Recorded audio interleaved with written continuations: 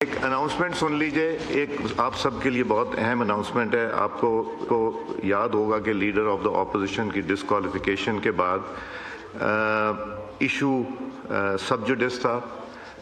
عامر ڈوگر صاحب، چیف وپ صاحب اور گوہر صاحب میرے پاس تشریف لائے تھے اور میں نے ان کو بتایا تھا کہ یہ کیس سب جوڈس ہے اور ہمیں پارٹی بنایا ہوا ہے اس میں۔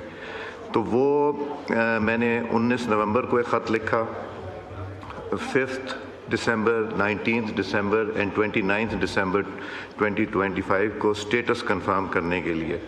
پھر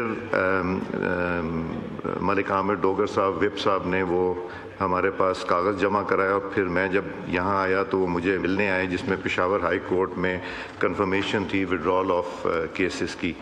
تو اس لیے اب وہ پروسیس ہمیں شروع کرنا پڑے گا۔ اسپیکر قومی اسمبلی نے اپوزیشن لیڈر کی تعیناتی کے عمل کے آغاز کا اعلان کر دیا ہے۔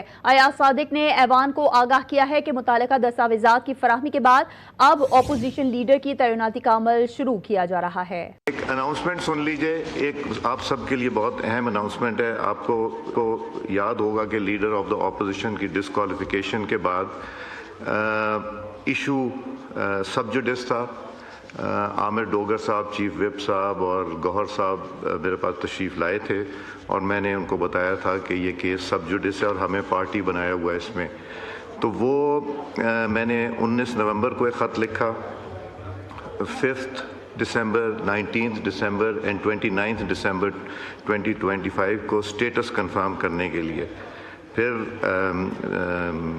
ملک عامر ڈوگر صاحب، وپ صاحب نے وہ ہمارے پاس کاغذ جمع کرایا اور پھر میں جب یہاں آیا تو وہ مجھے ملنے آئے، جس میں پشاور ہائی کورٹ میں کنفرمیشن تھی وڈرال آف کیسز کی۔